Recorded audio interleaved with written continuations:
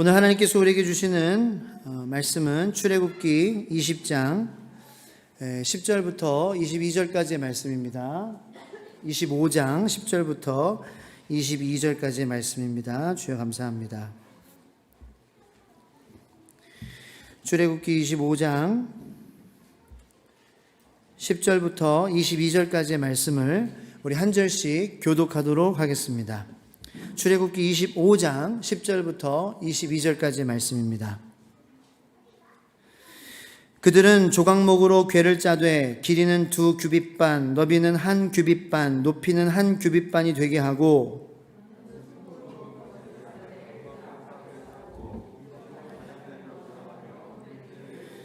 금고리 넷을 부어 만들어 그 네 발에 달되 이쪽에 2고리 저쪽에 2고리를 달며 그 채를 궤 양쪽 고리에 꿰어서 궤를 매게 하며 내가 내게 줄 증거판을 궤 속에 둘지며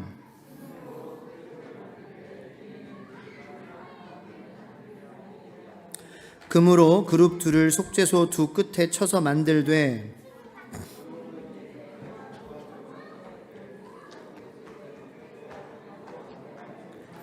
그룹들은 그 날개를 높이 펴서 그 날개로 속죄소를 덮으며 그 얼굴을 서로 대하여 속죄소를 향하게 하고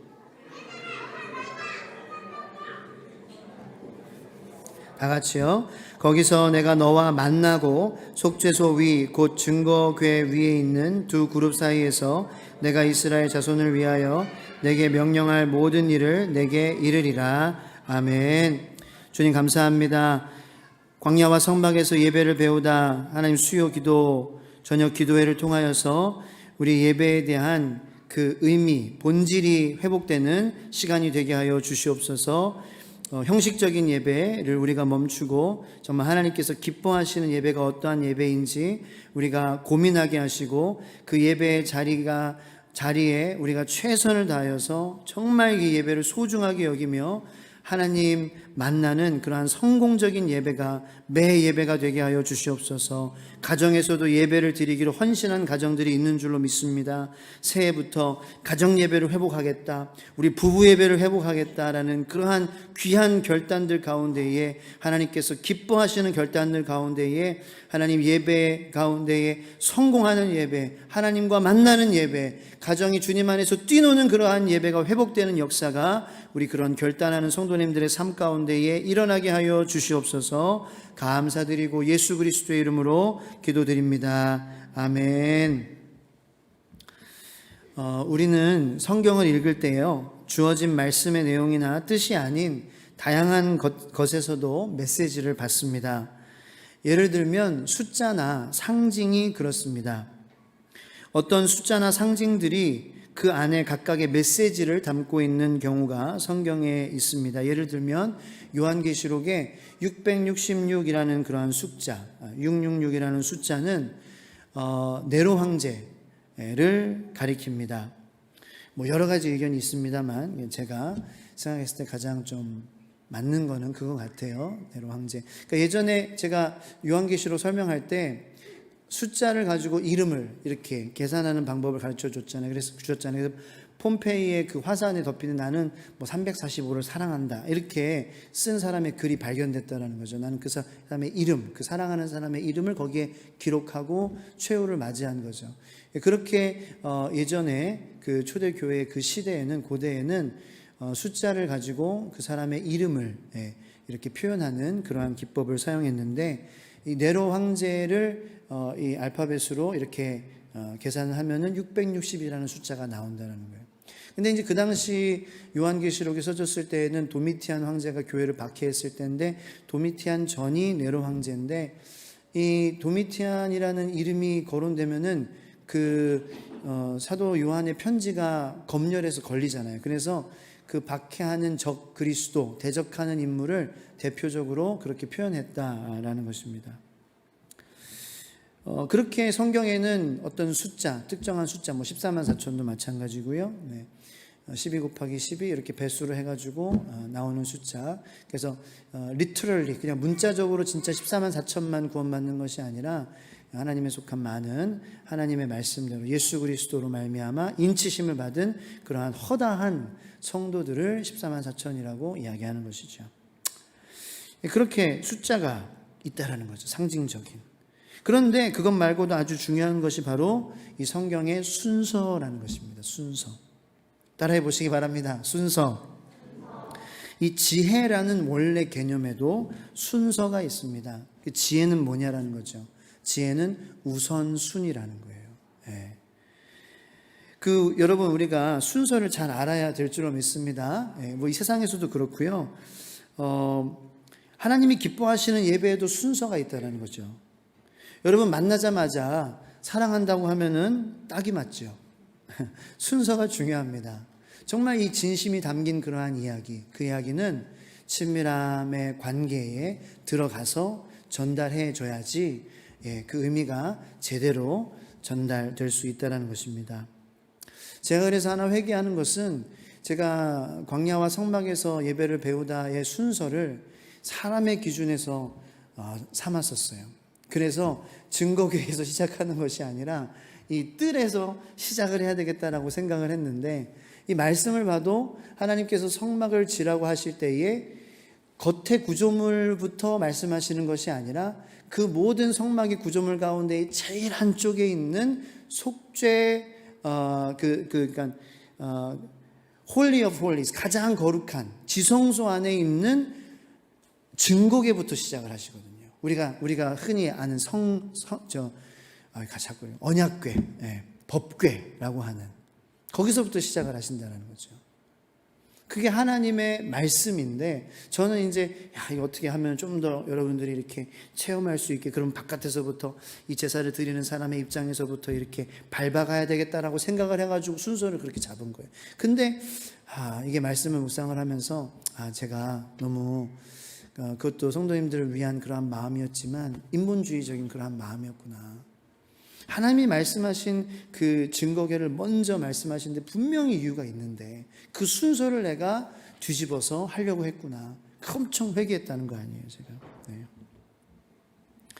하나님이 성막에 대해서 말씀하실 때 가장 먼저 법궤에 대해서 말씀하셨다는 것은 그 순서에 담긴 의미가 그만큼 중요하기 때문에다라는 것이죠. 왜냐하면 보통 우리가 먼저 집을 지을 때 겉모양을 만들고 집기를 드리는 것이 일반적인 순서 아니겠습니까? 근데 성막은 그 순서가 반대라는 거예요. 제일 먼저 하나님께서는 가장 깊은 곳에 들어갈 기구인 법궤를 만드는 것부터 방법을 말씀하신다는 거죠. 일반적인 순서가 아니다라는 것입니다. 일반적인 집을 그렇게 짓는다면 그 사람은 바보일 것입니다. 집도 짓기 전부터 침대부터 가져다 놓는 것이겠지요. 그런 사람이 어디 있겠냐고요. 그런데 하나님이 그렇게 하셨다라는 것에는 너무나도 깊은 뜻이 있고 파격적일 만큼 중요한 의미와 메시지가 그 속에 담겨져 있다는 것을 여러분들, 저와 여러분들이 말씀을 통하여서 깨닫게 되기를 예수님의 이름으로 축복합니다. 그러면 어떠한 메시지가 들어있을까요? 예배에 대한 메시지인데 어떠한 메시지가 담겨져 있는 것일까요? 지난 주일 3부 예배는 저희가 오후 2시에 3층에서 청소년부실에서 청년들이 거의 대부분인 그 예배를 드리거든요. 그런데 우리 청년부 담당하시는 우리 최지성 전도사님 저기 계신데 다윗의 장막에 대해서 지난 주일에 설교를 하셨어요. 저는 참 많은 은혜와 그러한 도전을 많이 받았습니다. 하나님께서 사도행전에 15장 16절에 이렇게 말씀하셨다는 거예요. 다 같이 읽어보겠습니다. 시작. 이후에 내가 돌아와서 다윗의 무너진 장막을 다시 지으며 또 그 허물어진 것을 다시 지어 일으키리니, 이건 사도행전이잖아요. 초대교회잖아요. 그죠? 예수님 이후에 우리 이 시대를 살아가는 우리들에게 하나님께서 다시 일으키시고자 하시는 것, 다시 회복하실 것이라고 하시는 것을 말씀하셨어요. 근데 그게 뭐예요? 솔로몬의 성전이에요? 스룹바벨의 성전이에요? 헤롯 성전이에요? 아니다라는 거죠. 심지어는 모세의 성막도 아니라는 거예요. 뭐냐? 여기 나왔죠? 따라해 보시기 바랍니다. 다윗의 장막. 다윗의 장막을 하나님께서 회복하시고 싶어 하신다라는 거예요. 그러면서 최전사님이 이렇게 말씀하셨어요. 하나님께서는 뭔가 그 다윗의 장막, 그 다윗이 하나님을 경배하고 찬양했던 그 예배의 자리에 대한 향수가 있었을 것이다라는 거죠. 하나님 인격체니까. 그게 그리워시다는 거죠. 그게 지금 우리를 보면서도 우리 이 시대의 교회를 보면서 그리워하시는 게 뭐냐? 이 다윗의 장막을 하나님께서는 향수하시고 그리워하신다라는 거예요. 저는 여러분들의 가정마다 다윗의 장막이 온전히 세워지게 되기를 축원합니다. 우리 주의 소망교회에도 솔로몬의 성전, 그 다음에 그냥 겉모습만 솔로몬의 성전, 그냥 뭐 삐까번쩍한 헤롯 성전이 아닌 정말 그 휘장 없이 하나님을 정말 경배와 찬양하고 하나님의 임재하심을 정말 이 친밀함과 사귐을 누렸던 그 곳이 바로 우리 예배하는 주의 소망교회의 이 예배당이 되기를 예수님의 이름으로 축복합니다. 그리고 여러분들의 자신, 그 마음이 성전이잖아요. 그죠? 성경은 여러분들의 마음이 성전인 것을 모르느냐.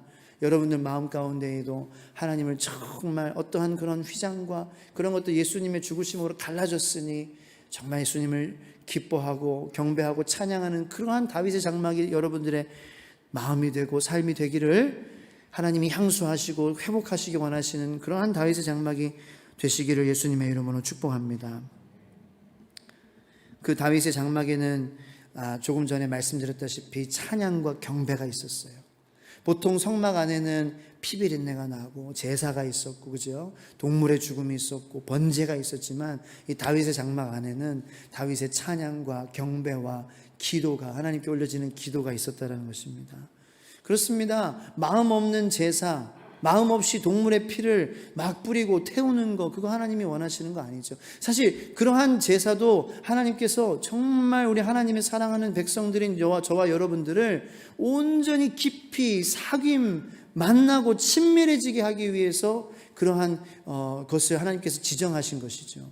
그런 형식을 원하시는 하나님이 아니다라는 거예요. 형식. 혹시 형제 중에 형식이라는 그러한 사람이 있어서 오해하지 마시기 바랍니다. 이형식, 김형식, 박형식을 얘기하는 게 아니라 하나님께서 원하시는 것은 어떤 그런 의미 없는 행위가 아니라는 거예요. 그런 형식이. 하나님께서 다시 짓고 또 일으키실 것은 다윗의 장막이라는 것입니다. 주님이 원하시는 예배, 주님이 그리워하시는 예배가 드려지는 그곳이라는 거죠.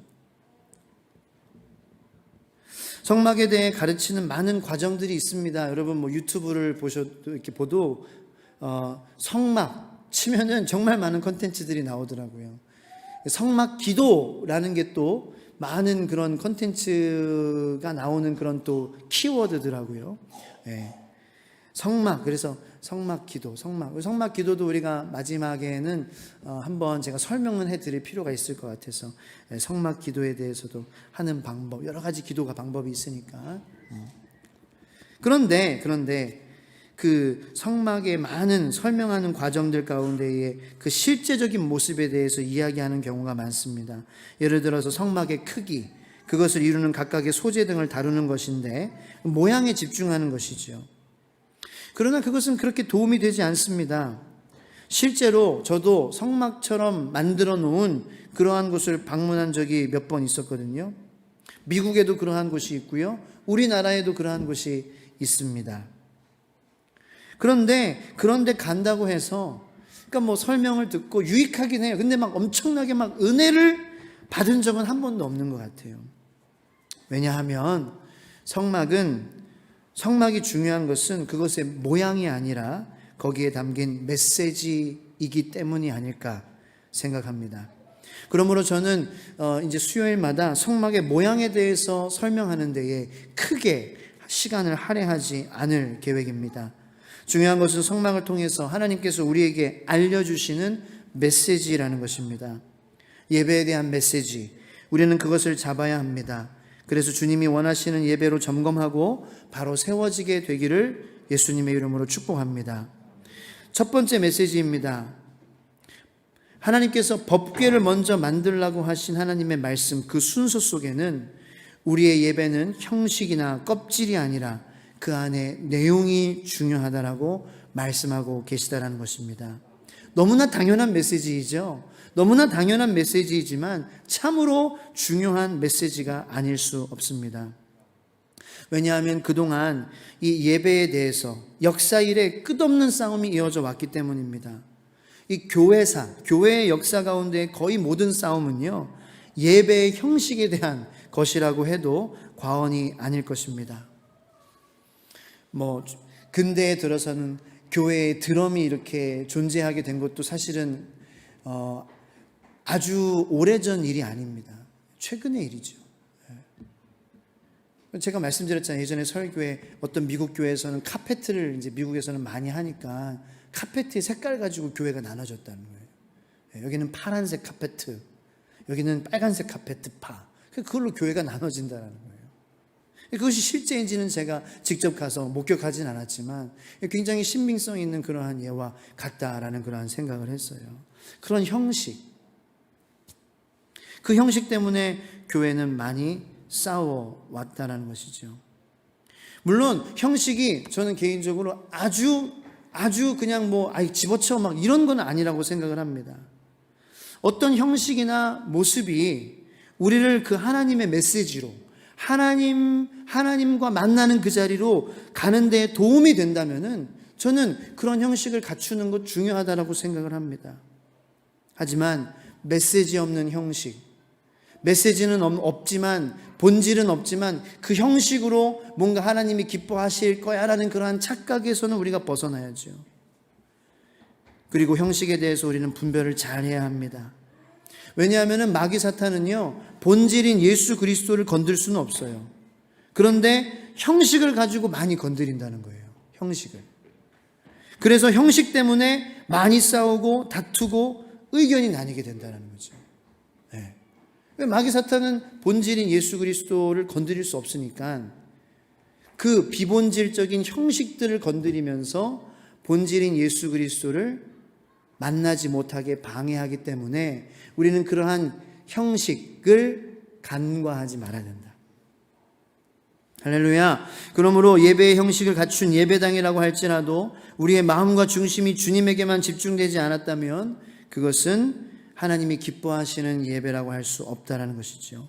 그러나 왁자지껄한 그러한 시장 한복판에서라도 주님만 바라보고 주님만 생각하고 주님의 말씀에만 귀 기울인다면은 그것은 주님이 기뻐하시는 예배가 될 수 있다는 것입니다. 할렐루야. 두 번째로 우리가 붙잡아야 될 메시지는요, 이 법궤를 둔 지성소의 의미입니다. 성막의 순서로 처음 언급하시는 점. 그런데 이 지성소는 예배드리는 자가 가장 마지막으로 가는 장소라는 거죠. 네. 자, 여러분 생각해 보세요. 괜찮아요? 네. 하나님께서 처음으로 언급하시는 것이 법궤예요. 근데 그 법궤는 예배자가 가장 마지막으로 가는 장소라는 거예요. 그리고 그 안에 있는 법궤, 그 법궤 안에 담긴 메시지가 우리 예배의 첫 시작이고 그 법궤가 법궤의 의미가 우리의 예배의 마지막이라는 거죠. 그러므로 우리는 이 법궤를 잘 살펴봐야 되겠습니다. 이 법궤 안에는 무엇이 있을까요? 히브리서 말씀에 보면은 아론의 쌍난 지팡이, 그리고 만나, 그리고 증거판, 돌판이 있다고 기록이 되어 있습니다. 그런데 이 다른 성경 부분에 보면은 오직 돌판 외에는 들어있는 것이 없다고 강조해서 이야기를 하고 있습니다. 그래서 저는 그냥 안전하게 일단 증거판만 있다고 그렇게 좀 얘기를 하면서 말씀을 드리겠습니다. 사실 제일 중요한 것은 이 증거판이에요. 증거판. 왜냐하면은 이 증거라는 단어가 정말 중요해서 성막을 증거막이라고도 부르거든요. 예배의 기본, 시작과 출발, 그리고 결론과 목적은 이 증거판입니다. 증거판은 뭐예요? 하나님께서 증거로 주신 거예요. 뭐에 대한 증거예요? 이 사람들은 내 사람들이다라는 증거로 하나님께서 주신 판이 바로 증거판이라는 거죠. 이 증거판에는 하나님께서 직접 십계명을 새겨서 놓으신 이 두 돌판입니다.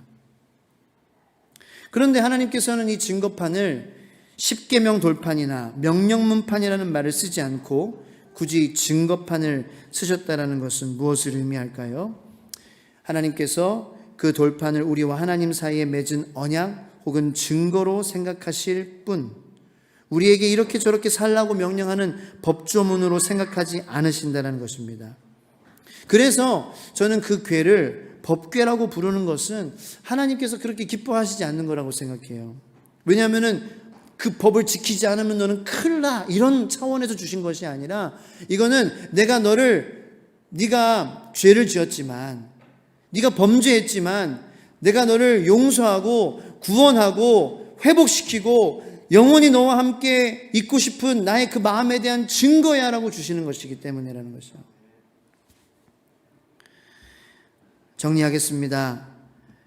예배는 하나님과 우리 사이의 관계를 증거하는 그 증거로부터 시작되고, 예배의 근거는 바로 그 하나님과 우리 사이의 관계의 증거에 있으며, 예배의 결론과 목적도 바로 그 증거, 즉 하나님과의 관계로 가는 것이다 라는 것입니다. 그렇다면 그 하나님과 우리와의 관계는 무엇입니까? 이것을 확실하게 보여주는 것이 증거궤의 뚜껑인데, 이것이 바로 속죄소입니다. 그림을 보여드리겠습니다. 이제 자, 먼저 속죄소는 영어로 mercy seat예요. mercy, 긍휼의 자리, atonement cover, 대속의 cover라는 거죠. 뚜껑이라는 거죠. 자, 다음 화면. 이렇게 생겼어요. 이게 지성소 안에 있는 증거궤, 법궤라고 우리가 얘기하는 증거궤의 모양이에요. 황금으로, 순금으로 만들어져 있습니다. 위에가 뚜껑이에요. 이 그룹이라는 천사 둘이 날개를 쫙 펴고 이 증거궤를 확 덮고 있죠. 그죠? 그리고 이 뚜껑을 열면은 그 안에 증거판이 있다라는 거예요. 네. 이것이 그것의 모양입니다. 자, 이 그룹이라는 천사가 둘이 서로 마주보고 이 증거궤를 호위하고 있죠. 이렇게.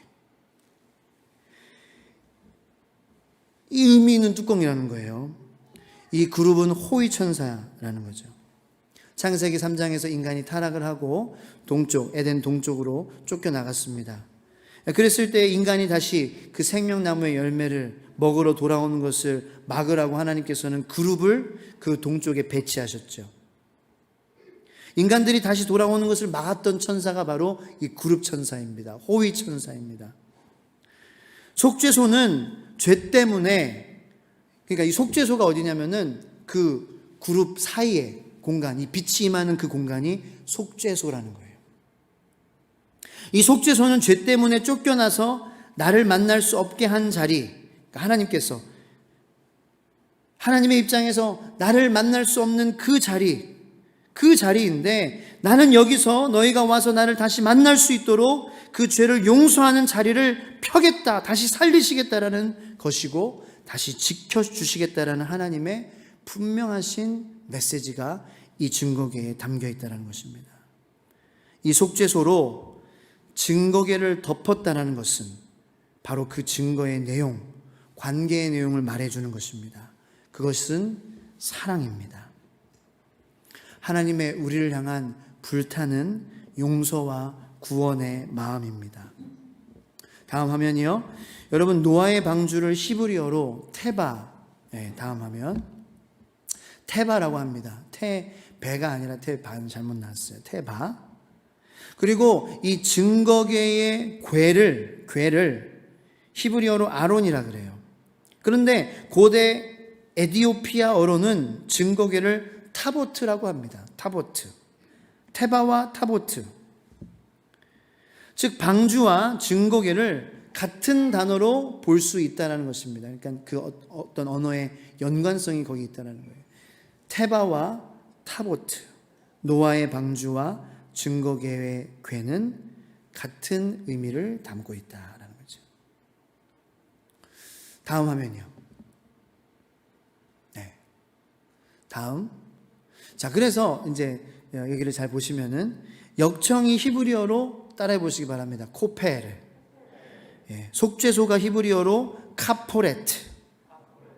자, 이 코페르와 카포레트의 이 두 단어의 어원이 동일하다라는 거예요. 역청과 속죄소의 어원이 동일하다라는 거죠.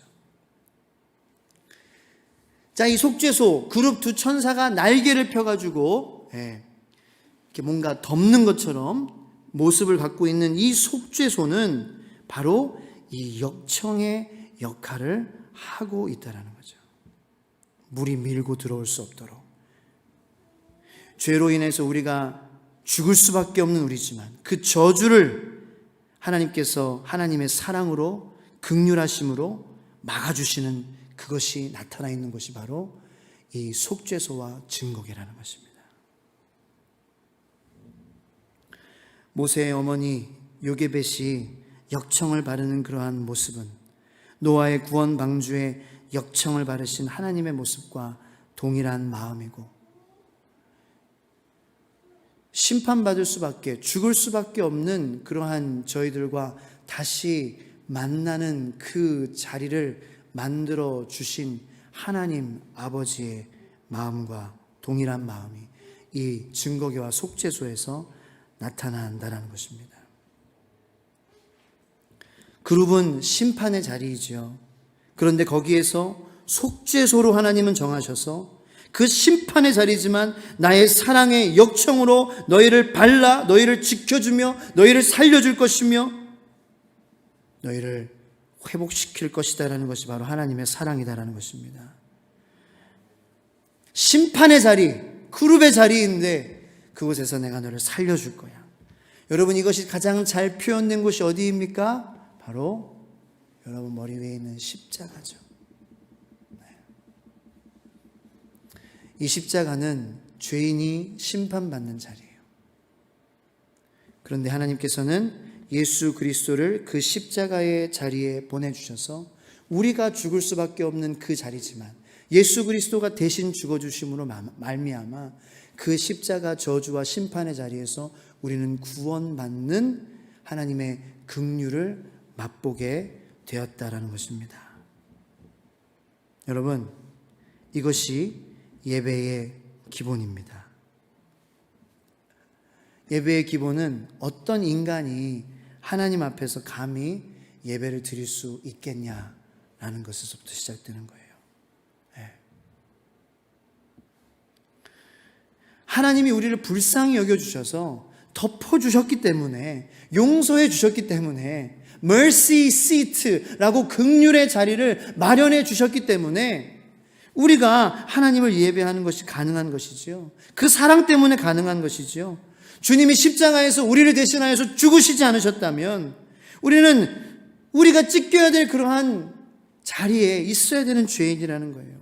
주님이 대신 죽어주셔서 그 휘장이 찢기지 않았다면 누가 감히 하나님 앞으로 나아갈 수 있겠냐라는 것입니다.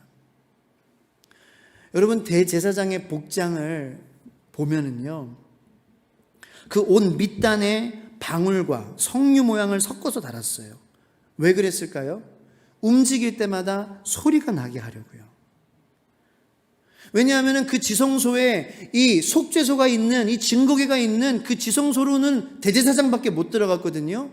그런데 대제사장이 잘못 예배를 드릴 때에 많이 죽었다라는 거예요. 그래서 딸랑딸랑 소리가 나지 않아요. 그럼 죽은 거예요. 왜냐하면 그게 하나님이시기 때문이라는 거죠. 그러면은 이제 이 대제사장의 발목에 원래 밧줄을 묶어놓고 들어가게 하거든요.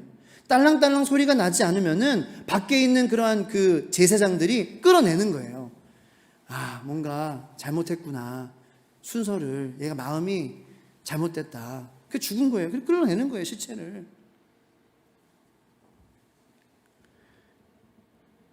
여러분, 결코 죄인의 모습으로는 하나님 앞에 우리가 설 수 없다는 것입니다. 카포레트, 뭐죠? 속죄소가 없으면 다 죽는 것이죠. 갈보리 십자가의 공로로 인해 예배할 수 있고, 그것이 예배의 시작이고 근거이며, 예배를 드린다는 것은 그 사랑을 누린다는 것이고 맛보고 즐긴다는 것입니다. 그러므로 성공하는 예배는요, 그 속죄소의 사랑에까지 가 닿는 것이다라는 것입니다. 성공하는 예배는요, 그 사랑 때문에 눈물이 터지고 그 사랑 때문에 내 안에 있는 모든 죄와 상한 것들과 더러운 것들과 냄새나는 것들과 그러한 모든 아픈 것들이 통곡하고 떠나는 것이, 나의 두려움과 연약함들이 물과 같이 쏟아지는 것이 바로 성공적인 예배다라는 것입니다. 할렐루야. 오늘 읽은 본문 말씀 맨 마지막 22절에 하나님께서 이렇게 말씀하십니다. 다 같이 읽겠습니다. 시작. 거기서 내가 너와 만나고 속죄소 위 곧 그 증거 위에 있는 두 그룹 사이에서 내가 이스라엘 자손을 위하여 내게 명령할 모든 일을 내게 이르리라. 어디서 우리를 만나신다고요? 속죄소. 그룹 천사가 있는 그 심판의 자리. 그런데 하나님께서 증거판으로 얘는 내 백성이야 라고 덮어주시는 자리. 그 자리는 예수 그리스도의 십자가. 그 자리에서 예수님께서, 하나님께서 우리를 만나주신다는 거예요. 거기에서만 우리는 하나님의 말씀을 들을 수 있다는 것이죠. 진짜 우리 그냥 성경에 읽는 이거 하나님의 말씀이야 이런 거 말고요, 그런 차원의 말씀 말고요, 정말 하나님의 진짜 엄청난 임재하심, 그냥 뭐 말씀하시지 않아도 그냥 그 자리에 있는 것만으로도 온몸에 전율이 나고 눈물이 나고, 그 모든 내가 지금 오늘 하루를 살면서 겪었던 모든 아픔과 상처 진짜 다 치유되고, 더럽고 냄새나는 것들, 아프게 했던 것들 아무것도 아니게 느껴지는 그 자리, 그 자리에 가는 게 성공적인 예배라는 거예요. 여러분이 드리는 예배마다 그런 성공을 경험하시는 저 여러분들이 되기를 축복합니다. 우리 시간 기도하기 원합니다.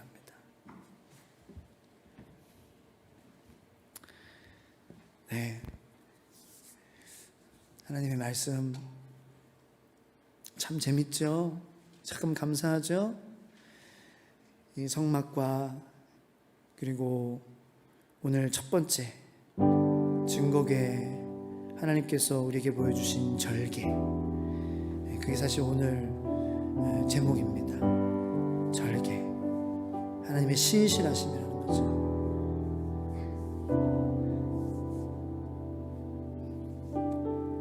하나님은 처음부터 우리와 그러한 친밀한 관계를 누리시길 원하셨죠. 근데 에덴 동산에서 아담이 인간을 대표해서 지은 그 죄로 우리는 우리의 한계와 우리 연약함을 처절하게 느낄 수밖에 없었습니다. 그 어떤 것도 그 한계를 극복하지 못하게 했습니다. 아무리 인간적인 방법으로 우리가 만족을 누리려고 했으나 이 역사를 보면은 다 수포로 돌아갔습니다. 다 헛되고 헛되며 헛되고 헛되니 모든 것이 헛되도 다 바뀌었고, 속죄소에서 주님을 만나는 것만이 진정한 예배의 성공이고 또 우리의 기쁨이고 능력이고 회개인 줄로 믿으시기를 바라며, 우리 이 시간 주님, 우리의 예배가 성공하기 원합니다. 그 감당할 수 없는 하나님의 임재하심, 주님의 말씀하심이 있는 그 속죄소까지 우리가 나가는데 성공하게 하여 주시옵소서. 그것을 방해하는 그런 쓸데없는 형식들, 그러한 겉모습들, 우리가 그것에 얽매이지 않게 하시고 그 속죄소의 의미, 그 증거계의 의미를 우리가 날마다 새기게 하여 주시옵소서. 시간 함께 기도하도록 하겠습니다. 주여